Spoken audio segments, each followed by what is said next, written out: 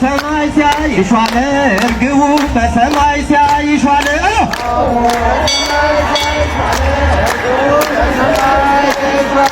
በአታ ማርያም እናቴ በአታ ማርያም በአታ ማለት ማርያም ማለት አይደለም።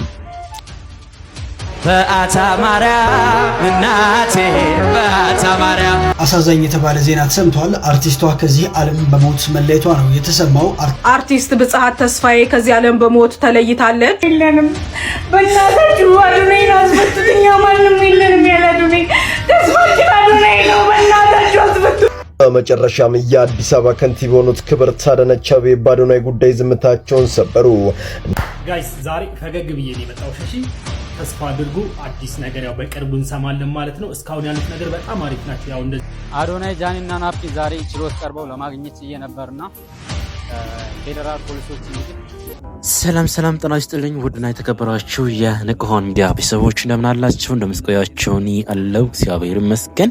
በያላችሁበት ሰላም ክርስቶስ ይብዛላችሁ። የተወደዳችሁ ውድ ቤተሰቦቻችን በድጋሚ እጅግ ሰበር በሆኑ መረጃዎች ተመልሼ መጥቻለሁ። በዛሬው ቪዲዮ እንግዲህ ጥሩ ቆይታ ይኖረናል ብዬ አስባለሁ።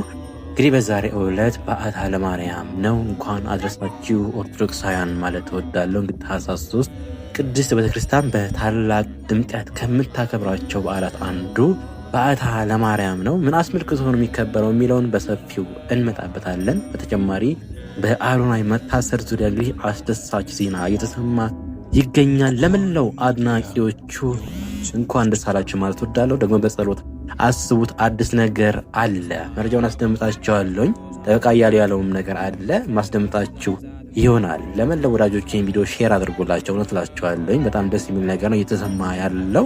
እንዲሁም ደግሞ በክወና ዘርፍ የምታወቅ አርቲስት ብጽዕት ቀደም ካሉት አርቲስቶች መካከል አንዷ ናት። እንግዲህ ይቺ አርቲስት በዛሬው ዕለት አርፋለች።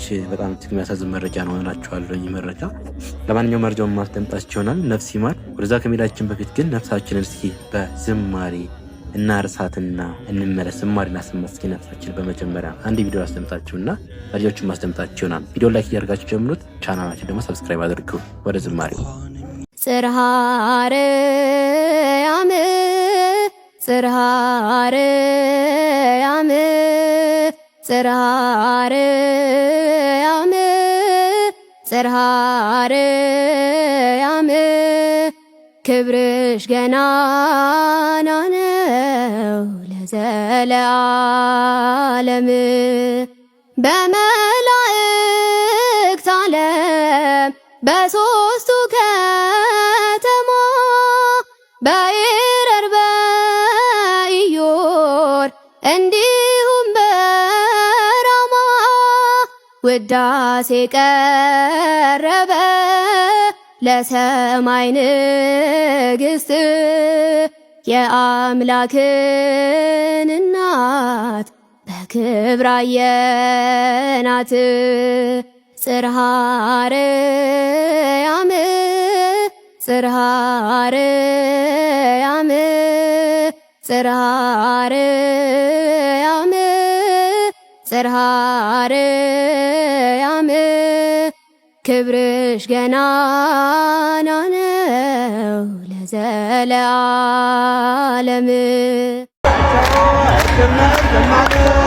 አዋፉ በሰማይ ሲያይሿል እርግቡ በሰማይ ሲያይሿል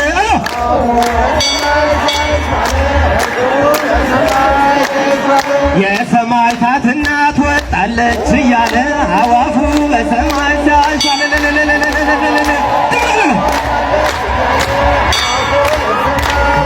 ጳጳሳቱ ያስልኩብኝ ነገሥታቱ ይልኩብኝ አፄ ቴዎድሮስ ይልኩብኝ ዛሬስ ለባታ ስር አለብኝ ዛሬስ ለእናቴ ስር አለብኝ ሰመረ መረ ሰመረ ሰመረ ሰመረ ከርሞ እንገናኝ ለዓመት ከርሞ በዓታ ማርያም እናቴ በዓታ ማርያም ኦርቶዶክስ እንዳያችሁት በጣም እጅግ ደስ በሚል ሁኔታ በዛሬው ዕለት እንግዲህ በዓታ ለማርያም ታኅሳስ 3 ቀን የእመቤታችን ቅድስት ድንግል ማርያም ወደ ቤተ መቅደስ መግባቷን አስመልክቶ እንግዲህ ቅድስት ቤተክርስቲያን በታላቅ ድምቀት ስታከብረው ወዳለች ስለ በዓታ ማርያም መጨረሻ ላይ በደንብ አድርገን አስተምሮ የምንሰማ ይሆናል። ነገር ግን አንድ እጅግ ቁም ነገር የሆነ አንድ ቪዲዮ ላሳያችሁና ወደ ዜናችን እናልፋለን። ላታልፉት በጨዋነት በኦርቶዶክሳዊነት መልኩ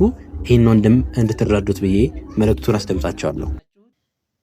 በዓታ ማርያም እናቴ በዓታ ማርያም እናቴ በዓታ ማርያም እኔ አሁንማ መዝሙሮቻችን ሁሉ ድቀት ገጥሟቸዋል፣ አደጋ ላይ ናቸውና በጣም ያሳስበኛል። ማምላክን እንደነንተናየ እንዳንሆን ማለት ነው። እኛ ተሐድሶዎችን የምንቃወመው ብዙ ነገሮችን ጭፈራዎችን ጭምር አምጥተው ወደዚያ ወደ ተቀደሰው ያሬዳዊ ዜማ እንዳይቀላቅሉብን ስለምንሰጋ ነው። ታዲያ እንደዚህ እናንተ ካደሳችሁት ወዴት እንሂድ? ኧረ ተው ማርያምን። አሁን ይሄ መዝሙር እንደሰማችሁት እንግዲህ በዓታ ማርያም ጥሩ እኮ ነው፣ ያዘልላል፣ ጥሩ ነው፣ ስሜት ያመጣል፣ ችግር የለውም እኮ። ግን ትርጉሙ ምንድን ነው የሚነግረኝ አለ? በዓታ ማለት ግዕዝ ነው እንግዲህ በዓታ ማርያም፣ ማርያም ደግሞ የእመቤታችን። በዓታ ማርያም ሲል የሚተረጉምልኝ አለ? የለም።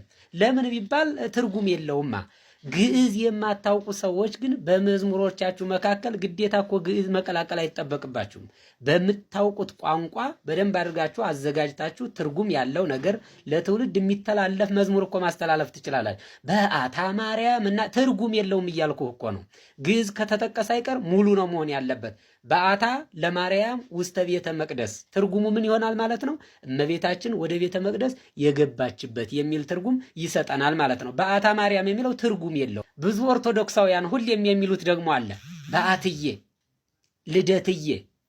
አሁን ይሄ ምን ማለት ነው? በዓታ ማለት ቦአ ገባ ካለው ግስ የወጣ ሲሆን በዓት ማለት መግባት ማለት ነው። እና ባትዬ የምትሉ ሰዎች መግባትዬ እያላችሁ እንደሆነ ታውቃላችሁ። የማን መግባት? ትርጉም የለውም ማለት ነው። ልደትዬ የምትሉ ሰዎች ደግሞ ወለደ ወለደ ካለው ግስ የወጣ ሲሆን ልደት ማለት መወለድ ማለት ነው። ልደትዬ ስትሉ መወለድዬ እያላችሁ ነው። የማን መወለድ? የለውም ትርጉም።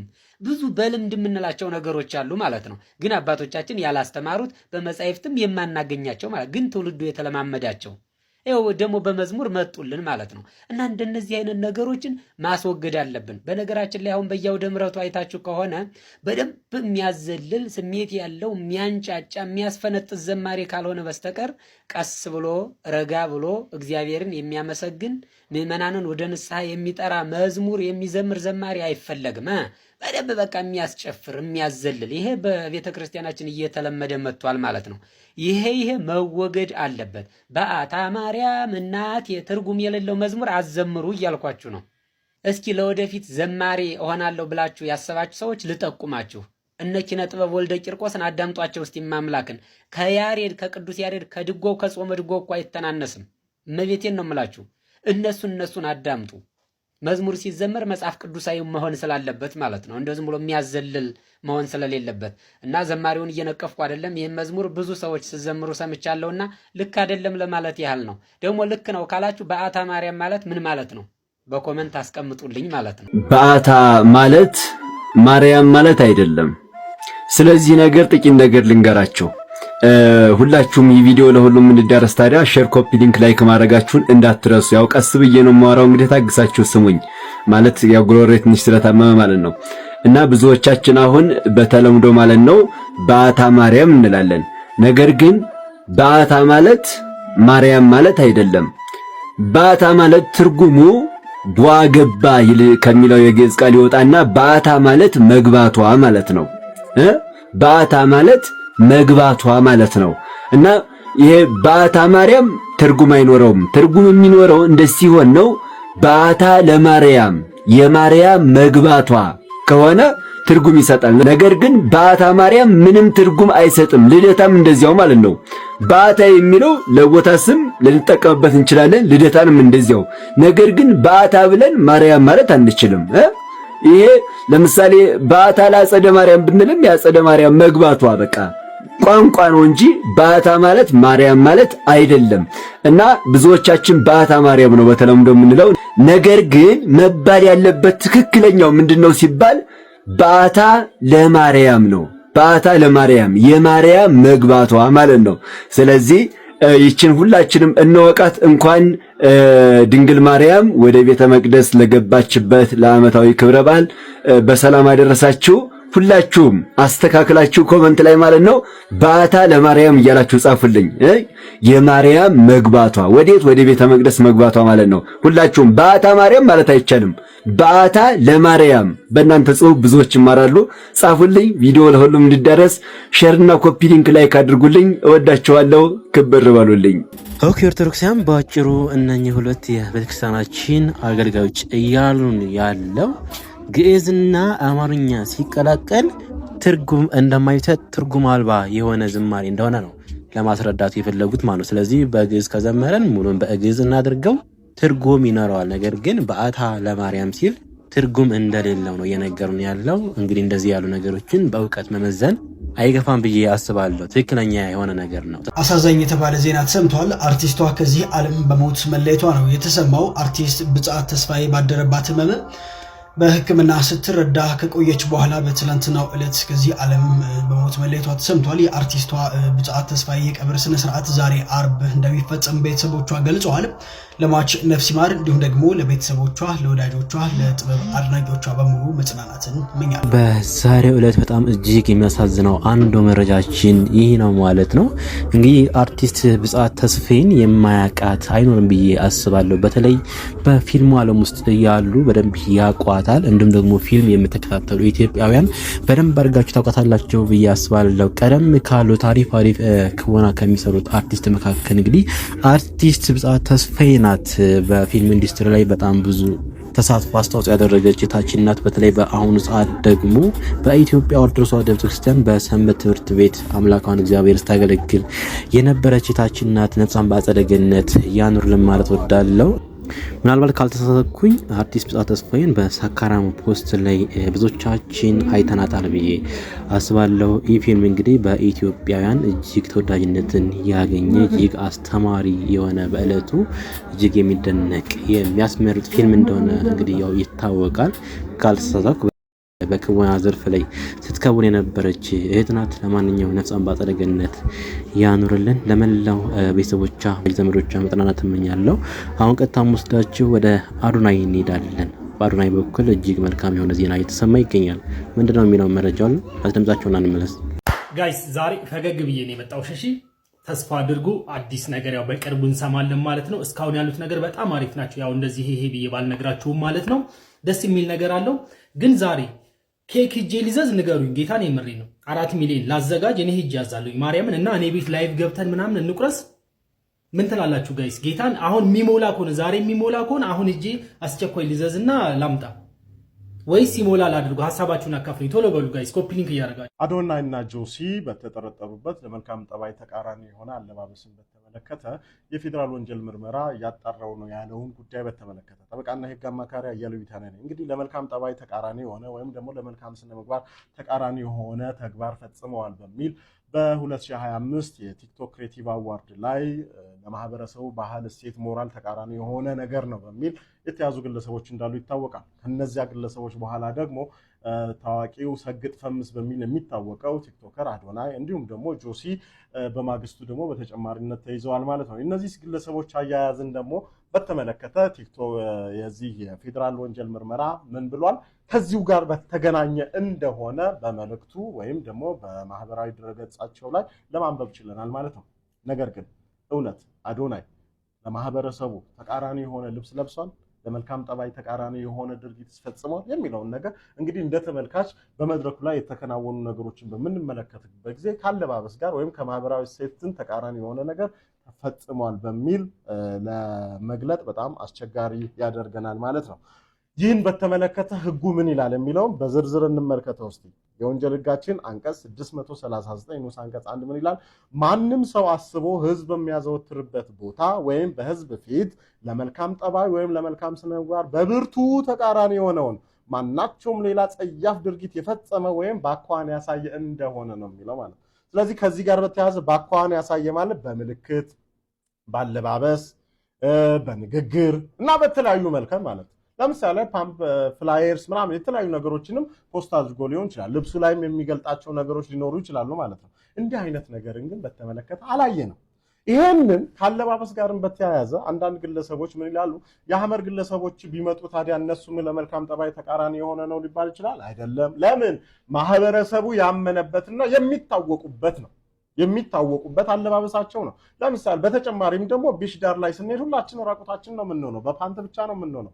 ይህም ሁሉም ሰው ተመሳሳይ የሆነ ማህበረሰባችን አምኖ የተቀበለው ዓለም አቀፍ የሆነ መገለጫ ነው ማለት ነው። ይሄ ግን ህዝብ በተሰበሰበበት ለሞራልና ለሴት ተቃራኒ የሆነ በዚያ ህዝብ መሃል ራቁት መገኘት፣ በዚያ ህዝብ መሃል የሌላን በሀገራችን ግብረሰዶማዊነት ህገወጥ መሆኑን በሚገልጸው የህግ አግባብ ተቃራኒ የሆነ አለባበስ ለብሶ መገኘት ወንጀል ነው። ስለዚህ ለዚህ ነው ፐብሊክ ዲሴንሲን መሰረት ያደረገ የወንጀል ተግባር የሚያስቀጣ። ነገር ግን አዶናይንና ጆሲን በተመለከተ የፈጸሙት የወንጀል ተግባር አለ ብዬ በእኔ በኩል እንደ ህግ ባለሙያ አላምንም። ግን ፖሊስ ከዚህ በተቃረነ መልኩ ሌላ ጉዳይ ሲፈጽሙ ነበር የሚል ከሆነ ለህዝቡ በግልጽ በዚህ ጉዳይ ላይ ሊያሳውቀን ይገባል እንጂ ከዚህ ካለባበስ ጋር በተያያዘ ግን ተቃራኒ የሆነ ለህግም ለሞራልም ተቃራኒ የሆነ አለባበስ መኖሩን ያረጋገጠ ነገር በሌለበት ሁኔታ በያዛቸው አግባብነት አለው ብዬ አላስብም። ተጨማሪ ነገር የሚመጣ ከሆነ በዚህ ላይ ዝርዝር ማብራሪያ እንሰጥ ይሆናል። ኮፒ ሊንክ፣ ሼር፣ ሪፖስት ማድረግና አትርሱ። አመሰግናለሁ። እንግዲህ ኢንቦክሴን በጣም ስላጨናነቃችሁት ያለውን አዲስ ነገር ነገረኝ ብላችሁኝ ስለነበር ነው ይሄንም ነግራችሁ ቴንክ ዩ ሶ ማች። ሰው ያለቅሳል፣ ያማራል። እኔ ነገሩን መሬት አውርደን እንነጋገር። እውነቱን ለመናገር አይጠቅም። እስከ መቼ ድረስ የኢትዮጵያ ልጆችን በተለያየ መንገድ ማንዋሊ እያጋፈጥን በጉልበት እያጋፈጥን እንሄዳለን መስራት እየቻልን? በመጨረሻም የአዲስ አበባ ከንቲባ የሆኑት ክብርት አዳነች አቤቤ በአዶናይ ጉዳይ ዝምታቸውን ሰበሩ። እንደሚታወቀው ታዋቂው ቲክቶከር አዶናይ ይኖርበት ከነበረው ካናዳ ወደ ኢትዮጵያ በመምጣት በሰራቸው ስራዎቹ እጅግ በጣም ከፍተኛ የተባለ ተቀባይነትን በማግኘት በአጭር ጊዜ ውስጥ ከነበረ 2 ሚሊዮን ተከታይ በአሁኑ ሰዓት ወደ 4 ሚሊዮን ተከታዮችን ለማፍራት ችሏል። በዚህም ከሰራቸው በጎ ስራዎች መካከል መንገድ ላይ የወደቁትን በማንሳት በሊስትሮ የተዳደሩ የነበሩትን ዲቻ ቦይስ ሕይወት በመቀየር አንጋፋው አርቲስት ሰለሞን የመኪና ስጦታ እንዲበረከትለት በማድረግ ቆሎ የሸጠች ትዳደር የነበረችውን መክሊቷን ተጠቅማ ከፍ ብላ እንድታደረጋቸውን ስራዎቹ የማይዘነጉ ሲሆን በአለባበስ ጉዳይ ተብሎ ባላደረገው ነገር መታሰሩ በህዝቡ ከፍተኛ የሆነ ቅሬታ ሊያስነሳ ችሏል። በዚህ ጉዳይም የአዲስ አበባ ከንቲባ የሆኑት ክብርት አዳነች አቤቤ አዶናይ በጥርጣሬ እንደታሰረ በመግለጽ ቲክቶክ ክሬቲቭ አዋርድ ላይ የነበረውን አለባበስ ቪዲዮን ለመመልከት ሞክረናል። ከኢትዮጵያነት ባህል ወግ ያፈነገጠ አልነበረም። ቀጣይ ምን መስራት ከምንስ መጠቀቅ እንዳለበት እንደ ልጃችን ነግረና መክረን እንለቋለን ሲሉ መናገራቸውን ከቅርብ ሰዎች የወጡ መረጃዎች ያሳዩኛል። አዶናይ እመቤቴን ስሟን በአደባባይ ጥራት አላሳፈረችም፣ እንደታሰርካት ቁጠረው ተፈታል። ወዳጆቹ፣ ቤተሰቦቹ፣ መላው ኢትዮጵያን አዶናይ ተፈቷል። እንኳን ደስ ያላችሁ፣ እንኳን ደስ ያለን። ቀናትን ብቻ በትዕግስት ጠብቁ፣ ተወስኗል። ባካችሁ ኢትዮጵያውያን አዶናይን አስፈቱልን በማለት በእንባ እየተማጸኑ ይገኛሉ። ባካችሁ ኢትዮጵያውያን አባታችን አዶናይን አስፈቱልን፣ እኛ ያለሱ ማንም የለንም፣ ከሱ ጋር ነው የምንበላው የምንጠጣው፣ ያጠፋው ነገር ካለ በሱ ስም ይቅርታ ሲሉ ዲቻ ቦይስና እንዲሁም ደግሞ ነፃነት በእንባ እየተማጸኑ ይገኛሉ። እስኪ አድምጧቸው። እናንተስ በዚህ ጉዳይ ምን ትላላችሁ? እና ያለሱ ምንም ብላት አይችልም። ምግብ ከሱ ጋር ነው ያለው፣ ምንም በቃ ሁሉ ነገር ከሱ ጋር ነው። እናታችሁ አስፈቱት አዶናይ፣ እኛ ያለ አዶናይ ማንም የለንም። በእናታችሁ አዶናይን አስፈቱት፣ እኛ ማንም የለንም። እናታችሁ አስፈቱት አዶናይ፣ እኛ ያለ አዶናይ ማንም የለንም። በእናታችሁ አዶናይን አስፈቱት፣ እኛ ማንም የለንም። ያለ አዶናይ ተስፋችን አዶናይ ነው። በእናታችሁ አስፈቱት። ያለሱ ምሳ ቁርስ በልተን አናውቅም። ካየነው አንድ ቀን ሆኖናል። የቲክቶክ ቤተሰቦቻችን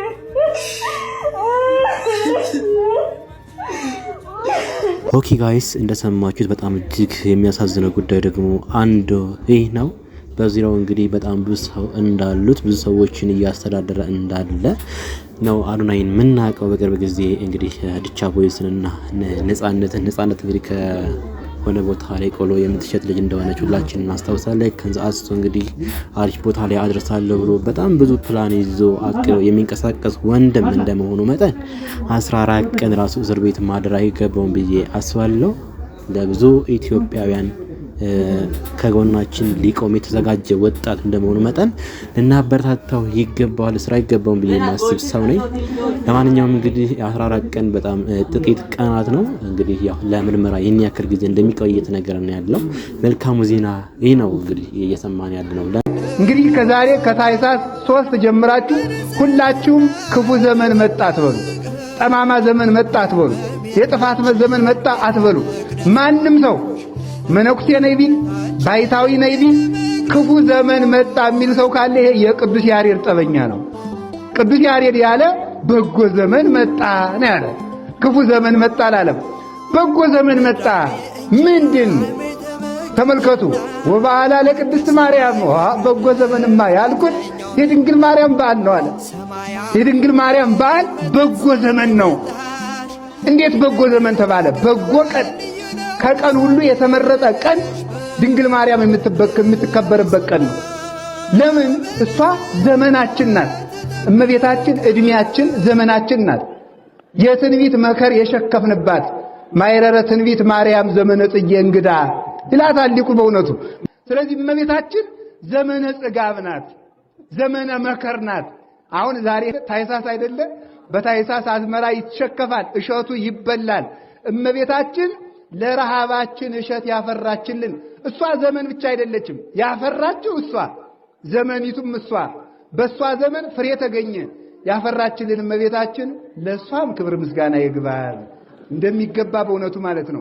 እመቤታችን የብፅዓት ልጅ ናት። 3 ዓመት ሲሆናት ሆዷ ሰው ሳይወድ አፏ እህል ሳይለምድ ብለው እናት አባቷ ወስደው ለቤተ እግዚአብሔር ሰጧት። ሊቀ ካህናቱ ዘካርያስ ይባላል። ካህናቱን ሰብስቦ የምግቧን ነገር ሲማከር መልአኩ ቅዱስ ፋኑኤል ህብስት ሰማያዊ፣ ጽዋ ሰማያዊ ይዞ ረቦ ታየ። ዘካርያስ ዛሬስ ሀብቴን ማዕረጌን በሰው መካከል ሊገልጥልኝ ነው ብሎ ሊቀበል ቢነሳ መልአኩ ወደ ላይ ሰቀቀበት። ካህናቱ ሊቀበሉ ተነሱ፣ ወደ ላይ ይዞ ሰቀቀባቸው። ሐና ኢያቄምም ሊቀበሉ ቀረቡ፣ ወደ ላይ ሰቀቀባቸው። ሐና ምናልባት ለዚች ብላቴና የወረደ መንፈስ ቅዱስ እንደሆነ እስኪ ትተሻት ጥቂት እልፍ በይ አላት።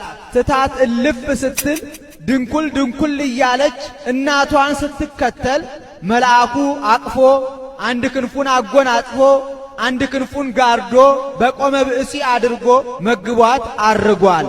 የምግቧ ነገርስ ከተያዘልን ከሰው ጋር ምን ያጋፋታል? ኑሮዋ ከቤተ መቅደስ ይሁን ብለው ከቤተ መቅደስ አግብተው ትተዋት ሄደዋል።